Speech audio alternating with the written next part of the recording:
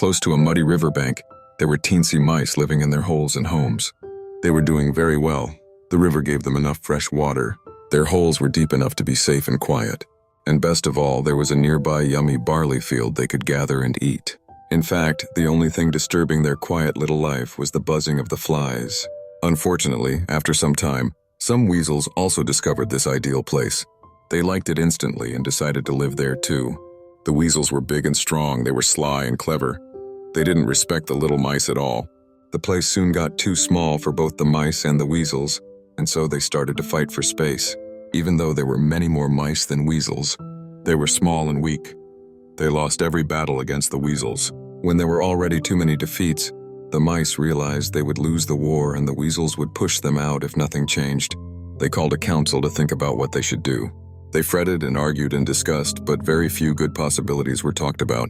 There were many ideas about how to fight the weasels, but none were going to work.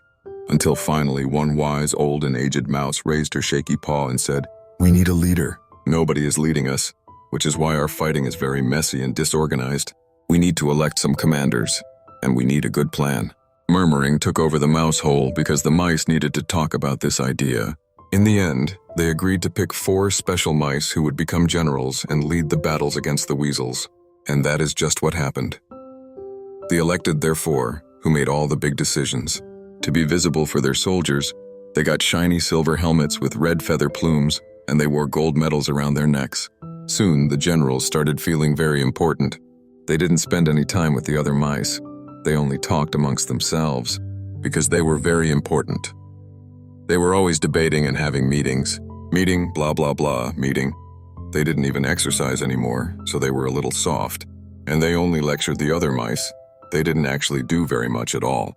They'd completely forgotten about the skills they learned in previous battles, because they were always sitting by a table coming up with plans to beat the weasels. Blah blah blah, blah blah blah, they said every day.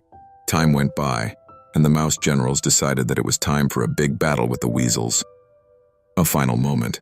After long preparations and many important speeches, they set off into battle with the other mice. Despite all of their plans, meetings, and speeches, they were crushed. When it was clear that the mice had lost yet once again, they started running away. The 4 generals also ran as fast as they could. They would have to have more meetings, certainly, just later. But their silver helmets and red feather plumes and gold medals made running very difficult, and they hadn't exercised in a long time. Not only did they reach their home hole last, but they also couldn't even get in because their helmets were getting stuck. They were simply too big. While the other mice were able to enter quickly and hide, the weasels caught all of the 4 generals. Once the battlefield had cleared, only the silver helmets with red plumes and gold medals were left behind.